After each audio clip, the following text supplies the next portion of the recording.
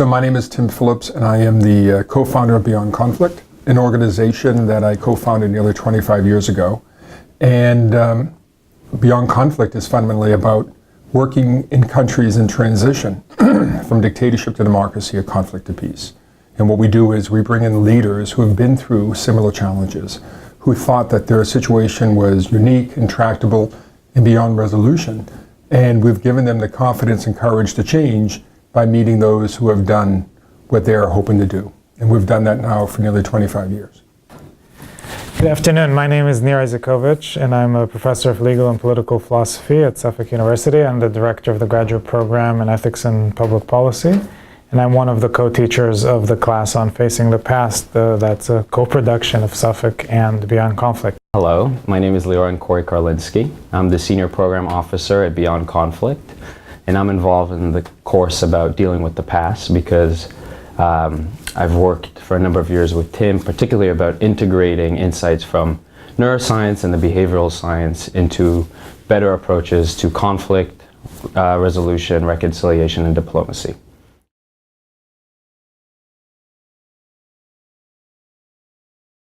What we want are the participants, the students, to take away from this class something that's really been transformative, something that really makes them think differently about these challenges, but also connects to their own personal experience. Because these are fundamentally issues about trauma, about reconciliation and healing, and how do you deal with loss.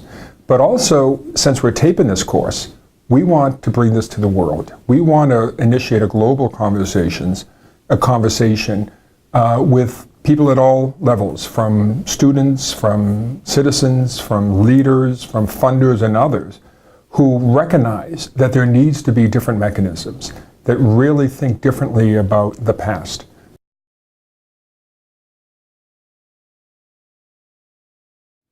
So how do we think about the past? Maybe it's useful to consider a few sort of sub-questions to guide us. One question is why think about the past at all? What's the rationale for this kind of digging? Well, one sort of straightforward reason is that you create a historical record. That a process in which a country comes to terms with its past helps us set the record straight, almost in any way that you do that. So, for example, one thing that we have from the Nuremberg trials, which were the instrument of transitional justice after World War II, is a set of very, very well documented pieces of evidence about what the Nazis did. It makes Holocaust denial almost impossible thereafter, in a way that was not the case without the Nuremberg trials. The other reason, which some scholars have raised for why it's important to deal with the past, is because the past is contingent. In other words, it could have happened otherwise, that you can't reason back to the past in some sort of logical process, and that in order to figure out what actually happened, you need a detailed historical process of laying it out, because otherwise history just happens so much by accident that there's no other choice but to have a process like that. That's a point that was made wonderfully by a scholar called Jeremy Waldron. And maybe the most important reason why we dig is because the past is constitutive of our identity. We know that when we stop being able to connect with our past, as, for example, Alzheimer's disease shows so tragically, we become less and less and less of the person who we were. So some kind of public airing out of the past, some kind of public acknowledgement, this happened in the past, constitutes people's personal identities and the country's political identities. And without that, we suffer real identity harm. So the past is what makes us who we are. So those are a few reasons for why we should deal with the past. But a preliminary question that we might even want to ask before is if to deal with the past at all. Namely, are there circumstances when it is okay to forget? Is amnesia in politics ever acceptable? We assume with insight that we borrow from psychotherapy that a refusal to talk about our past is destructive, that what we really need to do to heal as individuals, for example, is to integrate past trauma into our life story. And then we take that assumption and we move it into politics and say, well, nations also have to, one way or another, air out their past, come to terms with what they've done. Enemies have to come to terms with what they've done to each other to move forward. Is that always true? Is it always true between individuals?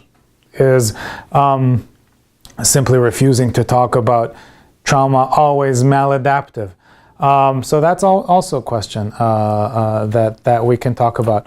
Usually in politics, the refusal to talk about the past, this insistence on turning a new page, digging a hole and burying the past, usually that's an indication that somebody more powerful than the victims has decided that it's not in their interest to talk about the past. But sometimes it can also be dangerous. Take Spain after the removal of Franco. The so-called Pact of Forgetting, the Pacto del Olvido in Spain, was a genuine agreement that it might be too dangerous to talk about the crimes committed by the dictatorship and the crimes perpetrated by the Republicans during the Civil War. Another question altogether is how to deal with the past. And that's another issue we'll take up, and this has to do with the different instruments of transitional justice. The most famous ones are, and I'll abbreviate, war crime tribunals, truth commissions, lustration policies. Lustration policies are policies of administrative purges, like denazification in Germany after World War II, or de-Baathification in Iraq. Different reparation policies. And one thing we ask ourselves when we think about dealing with the past is, what are the modes of doing it and what are the different problems with each one of those? So for example, the Nuremberg trials, war crime tribunals, they generate very credible evidence, but because of the laws of evidence, there's only a limited part of the picture which they bring out. Truth commissions, at least as practiced in South Africa, the sort of model of truth commissions forgo punishment, and they forgo a lot of procedural protections that are there in trials, so they have their own problems. Lustration policies, usually, if they're very extensive, clear out the bad guys from the system, but they also empty the system from competence. The people who know how to run stuff are no longer there, and then stuff doesn't run, and people don't trust government anymore. But if you do it too little, then people don't trust government because all the people who abuse them are still in government. So it's a really tricky balance. Reparations, tricky in their own right. How much money do you put into repairing as opposed to creating new infrastructure for the country when the money is limited? How do you figure out who gets the reparations and who doesn't get the reparations? Who is to pay the reparations?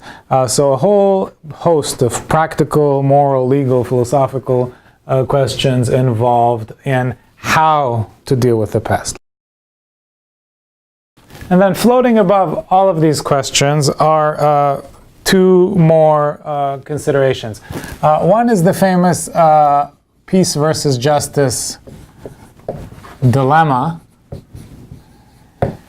which simply tells us that after war, people want at least two main things, and they don't sit well with each other. One is they want justice for past abuses. People genuinely want those who hurt them to be punished. And yet, at the same time, often the same people also want quiet, stability, and the creation of institutions and economic investment that will move the country forward. The problem is these don't always sit well together. Like in many other areas of life, after war, people often want contradictory things. And this tension between peace and justice, it can inform how we create our transitional institutions? So that's one sort of overarching question to keep in mind. The other question as students of how to deal with the past is what different disciplines can teach us. And typically, and we'll see in the course, insights in dealing with the past and transitional justice, they come from the fields of law, political science, philosophy, sociology. The lawyers tell us what kind of constitutions, for example, what kind of legal arrangements have been useful or less useful in dealing with the past. The philosophers can bring up some of these questions about why to deal with the past. The political scientists can tell us when and how norms get accepted and don't. One thing that's going to be unique about this class is we're going to bring in information from neuroscience. I'm not going to write it. Information from neuroscience on whether there are things that we can learn from brain scans about the dispositions of former combatants, whether there are insights that we can glean about how fear, humiliation, recognition impact behaviors and mutual attitudes. So one of the key questions that we have to ask ourselves when we talk about dealing with massive trauma on a societal level is the fact that trauma is experienced by individuals. And to heal as an individual is potentially a very different process than to heal as a community, as a society, and as a nation. And so what we are hoping to ask ourselves in this course and to find answers to is precisely what mechanisms are required for each of these different levels, and more importantly, what are the mechanisms that will work for all those different levels.